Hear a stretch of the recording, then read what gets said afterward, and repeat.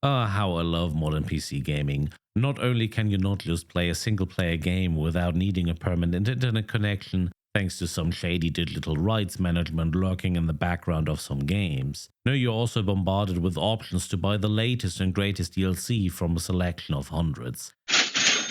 And if that's not enough, you can always hand over your first bond or apply for a fifth credit card to snag some digital pants. Sure, you don't need the latest and greatest cosmetic unless you enjoy being trash talked into oblivion. Truly, we're living the dream. Once upon a time, gaming was simple. You bought the core game, maybe, just maybe, they'd release one or two expansions on this thing called a CD, and that was it. You played it, loved it, and then spent years desperately waiting for a sequel that might eventually show up. Looking at you, Half-Life and Warcraft.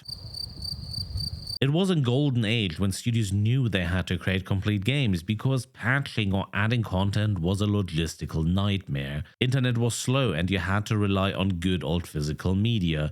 No day one patches, no season passes, just you, your game, and endless hours of joy or frustrating bugs they would be selling you as a feature in the end. And multiplayer? I'm starting to sound like a boomer, I know. In many cases, we had decentralized servers, often hosted and modded by the community. Imagine trying to sell microtransactions for a banana costume in Unreal Tournament or Quake 3 Arena. The devs would have had a meltdown just thinking about the infrastructure requirements to secure this. But fast forward to today, and live service gaming is everywhere. Whether it's single player titles like The Sims 4, City Skylines, Stellaris, or Civ 6 with their endless DLC sprees. For newcomers, this endless list of DLC creates another problem. It's almost impossible to know where to start. Do you just buy the base game and hope for the best? Or do you empty your wallet for the complete experience, only to find out another expansion is right around the corner? City Skylines alone has so many expansions, you'd think you were planning a real city budget. And let's not talk about The Sims 4 with its ridiculous pricing structure. To be fair though, some studios do bring out free DLCs to balance things out or as a little treat to their community. Multiplayer games like Fortnite, Call of Duty, Destiny 2, or Hunt Showdown don't look much better.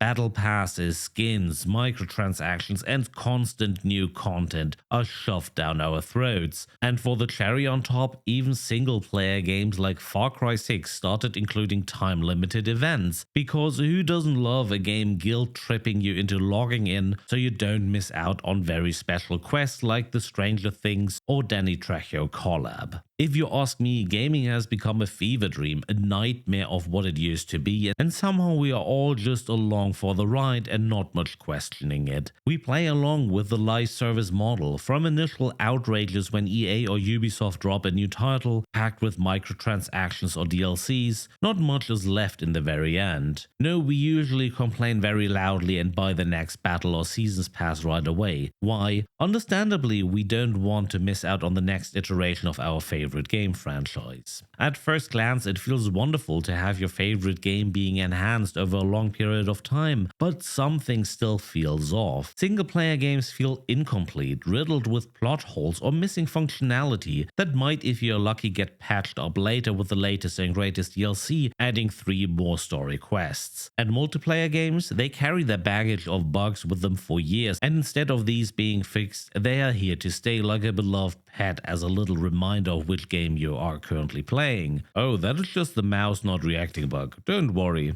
it happens. But hey, at least you can put Ghostface from a 90s horror movie into your 19th century cowboy shooter. That totally helps with server issues and broken controls. I don't want to be all negative though. There are examples of live service games that have been running for over a decade and actually show how things can be done right. Take Guild Wars 2 for example. While not everything has been perfect during its development and lifespan, ArenaNet continues to deliver an engaging story with regular updates. The living world keeps the game fresh, and the best part? It is usually accessible and revisitable for free. No selling your soul or sacrificing your bank account just to catch up. The expansions are affordable and often bundled together, making it easy for newcomers to jump in without needing a second mortgage. Sure, the cosmetics in the store occasionally veer into a cash grab territory. Some outfits look like they escaped from a sci-fi anime convention, but at least the in-game shop isn't mandatory. You can enjoy everything Guild Wars 2 has to offer without ever needing to dive into it. On the single player side, it is fair to mention a game like Dungeon 3 or 4. While the studio and publisher do release a bunch of DLCs to continue the game, the base game as such felt very polished from start and had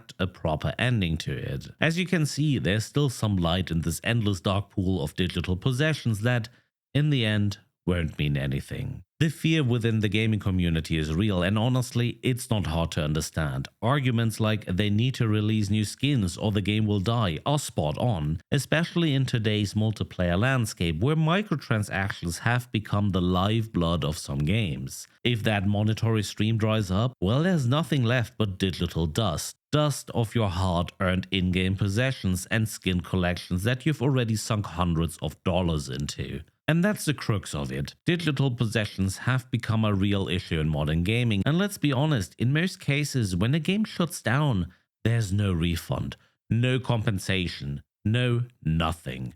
Just a hollow reminder of all the money and time you invested now vanished into the ether. But let's not kid ourselves, this isn't just about cosmetics and DLCs. No, live service games have evolved into finely tuned psychological traps designed to keep you hooked and, more importantly, keep you spending.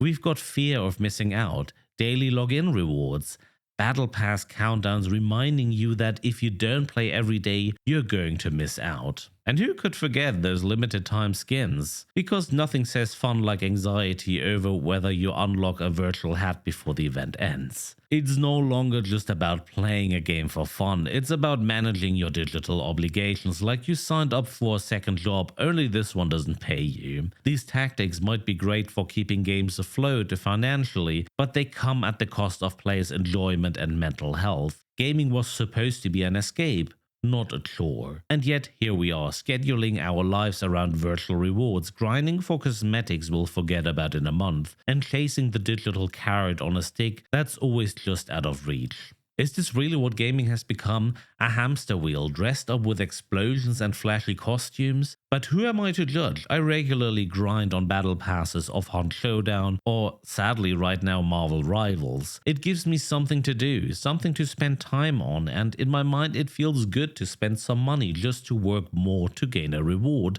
It's ridiculous, to be very honest. From incomplete single-player games riddled with DLCs to multiplayer titles drowning in microtransactions and battle passes to psychological tricks that keep us grinding like lab rats, live service gaming has warped what used to be a passion into a never-ending treadmill of anxiety and microtransactions. Remember when we were just gaming for fun? Now here's something like an open letter. Developers, we're not asking for much. Just give us the complete polished games we used to love, without the constant barrage of microtransactions and manipulative tactics. You can still make money without selling out your game's soul. Think smaller for a change. Not every game has to live on forever. Sometimes it is good for something to end at the right time, and I mean by that, at the end of the story. But hey, maybe I'm just getting old and salty and longing for the good old days, as some might say. What do you think? Is live service gaming still the future? Or is it slowly killing the very thing we love? Let me know in the comments and tell me which game you fell for recently. For me, it is sadly Marvel Rivals. Don't forget to like and subscribe. See you on the next one.